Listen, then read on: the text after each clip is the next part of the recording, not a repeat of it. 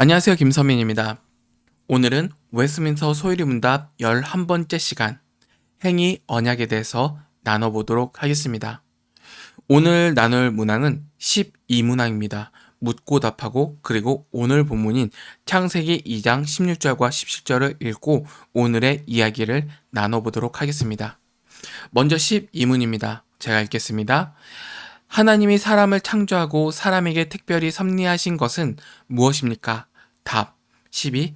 하나님은 사람을 창조하신 후 사람과 언약을 맺어 완전한 순종을 하면 영생을 주고 선악과를 따먹지 말라는 명령에 불순종하면 죽음의 형벌을 주겠다 라고 말씀하셨습니다. 오늘의 말씀입니다. 여호와 하나님이 그 사람에게 명하여 이르시되 동산 각종 나무의 열매는 내가 임의로 먹되 선악을 알게 하는 나무의 열매는 먹지 말라. 내가 먹는 날에는 반드시 죽으리라 하시니라. 아멘. 네, 이제 나눠보도록 하겠습니다. 소교리 문답 12문항에는 하나님과 우리 인간이 맺은 언약이 담겨져 있죠. 이 문답은 창세기 2장 16절과 17절을 배경으로 합니다. 그렇다면 이 언약에는 이 말씀에는 어떠한 약속이 담겨져 있을까요? 이를 두 가지 종류의 약속으로 분리 한번 시켜서 한번 살펴봅시다. 우리는 살아가면서 많은 사람과 관계를 맺으면서 살아갑니다. 즉, 서로 어떤 약속을 하면서 살아간다라는 것이죠. 여기서는 두 가지 약속이 있습니다. 하나는 조건부 약속이죠. 내가 이것을 하면 나도 이렇게 해주겠다라는 약속입니다. 다른 하나는 무조건적인 약속입니다. 즉, 상대방의 행동에 개의치 않고 조건 없이 무언가를 해주겠다라는 것이겠죠. 대표적인 약속의 경우는 결혼이라고 생각이 됩니다. 결혼은 한평생 배우자 한 사람만을 사랑하겠다라는 약속입니다. 그래서 결혼식 때 많은 증인 앞에서 서로 굳게 약속을 합니다. 그러나 사람은 약속을 지킬 능력이 부족하기 때문에 한쪽에서 약속을 깨트리는 경우도 있습니다. 그래서 결혼 관계도 깨질 수 있죠. 부부 관계뿐만 아니라 회사와 그다음에 직원 관계에서도 조건부로 계약을 맺습니다. 심지어 나라와 나라 사이에서도 조건부 계약을 맺죠. 그러나 무조건적인 계약이 있습니다. 예로 부모가 자녀의 행동과 상관없이 자녀에게 유산을 남겨주는 것입니다. 모든 사람은 이 땅을 살아갈 때 두 가지 약속을 기초해 서로 간의 관계를 맺으면서 살아갑니다. 하나님과 우리도 약속에 기초한 관계임을 알 때 하나님을 믿을 수 있는 것입니다. 그리고 우리가 이 세상에서 맺는 모든 계약은 하나님이 사람과 맺으시는 계약의 그림자라고 볼 수도 있습니다. 그렇다면 성경에서 드러난 두 종류의 언약, 형식, 이것을 무엇이라고 얘기할까요? 성경에 기록될 당시에 고대 근동 지방에서도 두 가지 약속이 있었습니다. 이렇게 주종 관계를 맺을 때는 주는 자신의 주인됨을 상기시킨 다음에 계약의 내용을 결정한 후 쌍방이 계약을 체결합니다. 계약을 체결할 때는 계약을 잘 지키겠다는 맹세를 해야 되죠. 당시에 고대 근동 지방에서는 맹세를 할 때 짐승을 잡아 반으로 쪼개고 그 사이를 지나가는 의식을 행하였습니다. 이는 내가 약속을 어기면 이 짐승처럼 죽어도 좋습니다. 라는 언약의 행위입니다. 그리고 함께 언약을 축하하는 행위를 벌입니다. 하나님이 이스라엘 백성에게 십계명을 주신 사건도 앞서 설명한 종주 봉신과 맺는 계약의 형식이었습니다. 대표적으로 십계명이죠. 먼저 하나님은 나는 여호와라고 말씀하시면서 자신의 주되심을 밝히신 후 내가 너희를 종되었던 애굽에서 건져내었다라는 이야기를 하시고 계약의 조건으로 십계명을 말씀하셨습니다. 그리고 하나님과 이스라엘 백성 사이에 짐승을 잡아 제사를 드리는 것으로 언약식을 체결했죠. 그리고 그 제물들을 하나님과 이스라엘 백성 70명의 장로들이 먹는 것으로 계약을 마무리했습니다. 이 계약 조건, 즉 이스라엘 백성이 율법을 잘 지키면 가나안 땅에서 오래 살 것이다. 시고 지키지 못하면 가나안에서 쫓겨난다라는 것은 조건부 계약입니다. 고대에서도 무조건적인 계약이라는 것도 있었죠. 두 번째입니다. 그 무조건적인 계약은 왕의 하사 언약이라고 얘기합니다. 우리로 말하면 은혜 언약이라고 할 수 있겠죠. 신하의 행동에 따라서 주는 상이 아니라 왕이 일방적으로 신하에게 상을 내리는 것입니다. 어떤 마음일까요? 내가 이번에는 은혜를 베풀어 볼까? 라고 하면서 베풀어 주는 겁니다. 이런 예가 성경에도 많습니다. 예로 하나님이 노아와 맺으신 언약이 그것입니다. 대홍수 후 땅을 보존하시겠다라는 언약은 하나님의 무조건적인 약속이었습니다. 또한 창세기 12장에서 아브라함과 맺은 언약이 또 있죠. 아브라함은 많은 후손과 함께 가나안 땅을 주시겠다라는 일방적인 약속을 하나님께서 하십니다. 또한 하나님이 다윗에게 다윗의 후손을 통해서 영원히 망하지 않는 나라를 주시겠다라고 하신 약속도 볼 수 있죠. 신약에서도 무조건적인 언약이 나오는데 누가복음 22장에서 말하는 바와 같이 우리가 예배 시간마다 드리는 성찬식을 통해서 재확인하는 예수님의 피로 세우신 언약이 바로 그것입니다. 이처럼 성경의 모든 언약은 하나님이 우리를 언약의 파트너로 여기시고 우리와 관계를 맺고 계신다라는 것을 가르쳐주는 중요한 단서가 됩니다. 그러면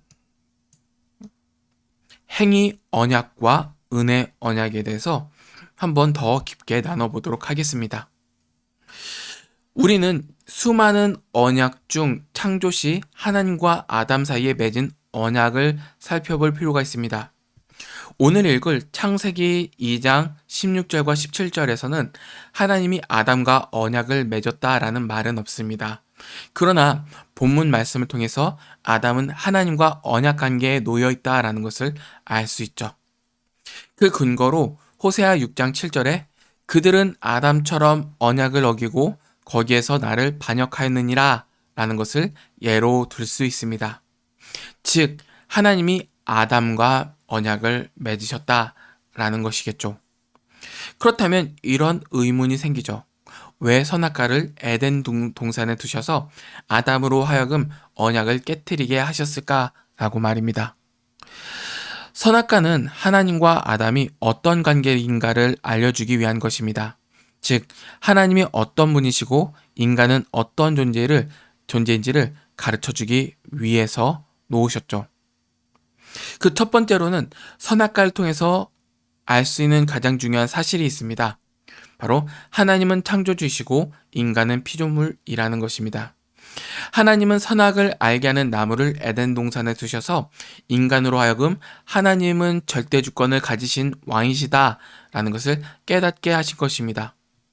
선악과를 볼 때마다 언약을 정하신 하나님을 기억하고 이 법을 지킬 때는 생명을 얻지만 어기면 죽게 된다라는 것을 상기시켜 주신 것입니다.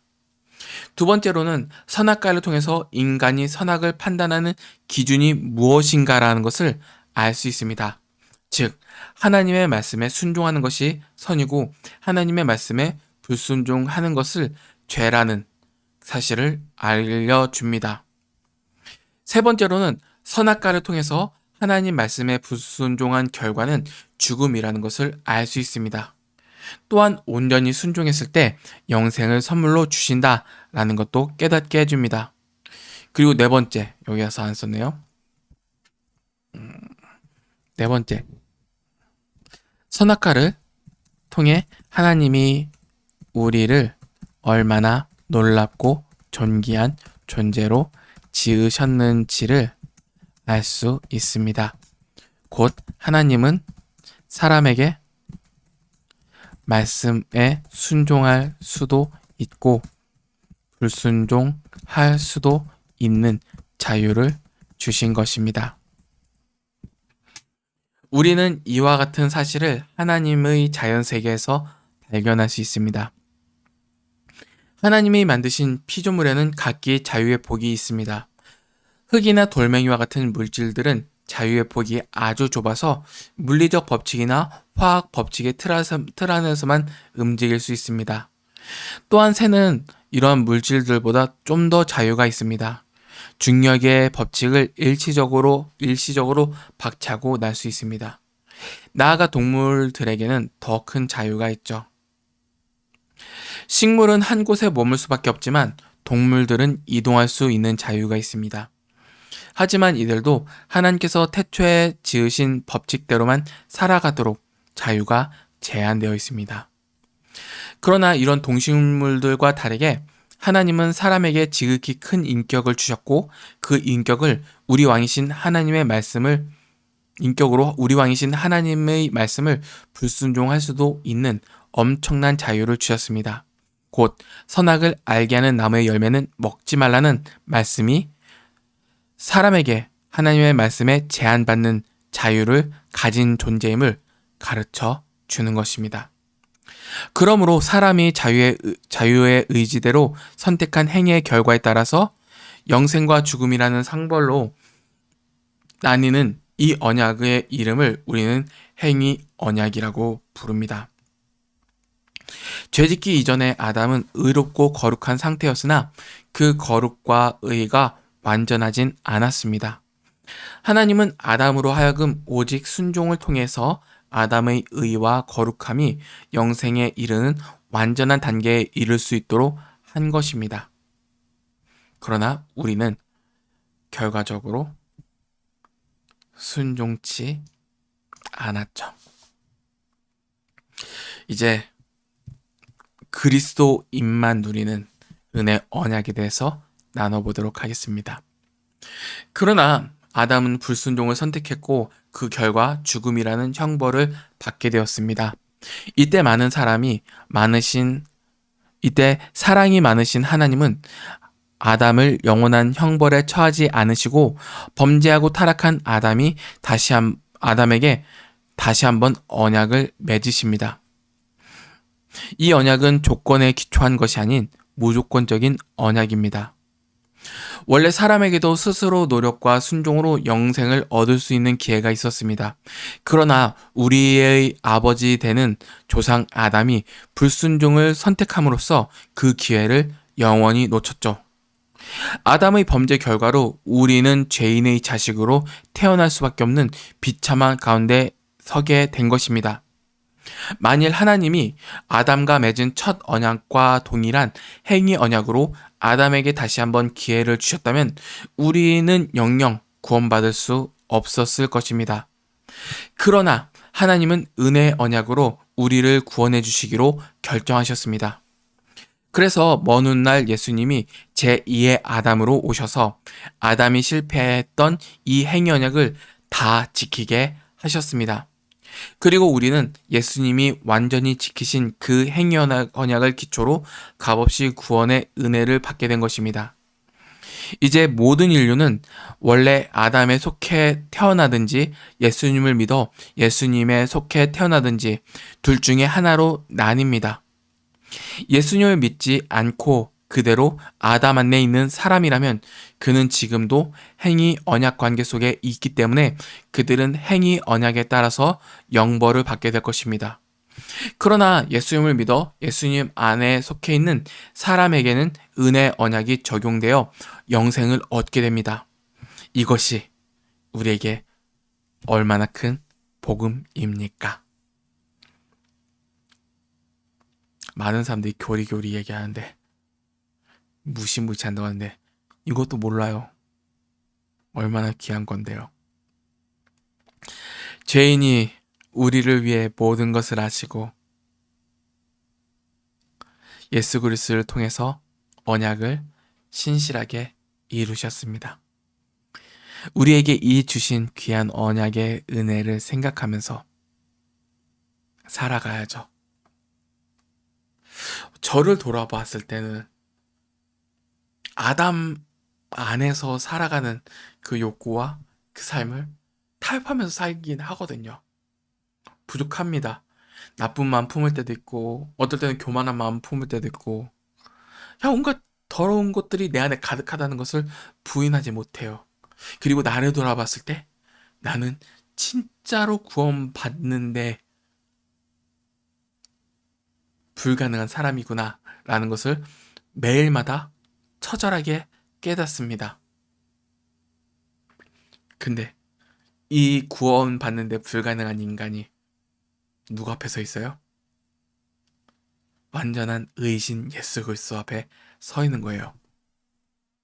저는 사람들에게 복음을 전할 때 또는 사람을 섬길 때 이 관점이 되게 강합니다. 나 같은 썩을 죄인을 용서해 주시고 나 같은 용서받지 못할 자를 용서해 주셨는데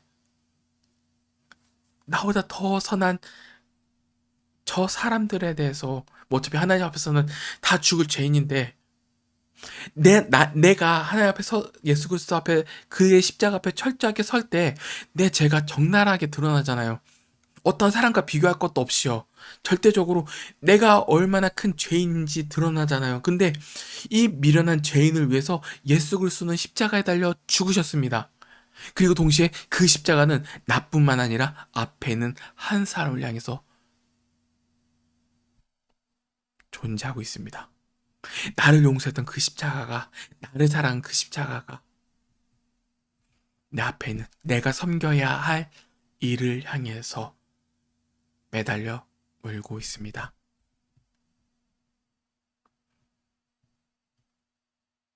그래서 그 힘으로 사람을 섬기는 거예요.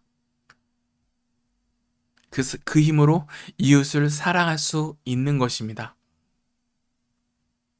예수 그리스도의 십자가가 보이잖아요. 이 은혜 언약 하나 때문에요. 이걸로 살아가는 거예요. 그리스도인은. 무엇 때문에 살아가겠어요? 뭐 내가 어떠한 행위를 했다? 뭐 내가 어떠한 과거를 가졌다? 내가 어떤 능력을 가졌다? 아니요. 오직 예수 그리스도의 공로 외에는 없습니다. 이게 제 인생의 시작이자 결론입니다. 그리고 영원토록 누릴 것입니다. 이만 마치겠습니다.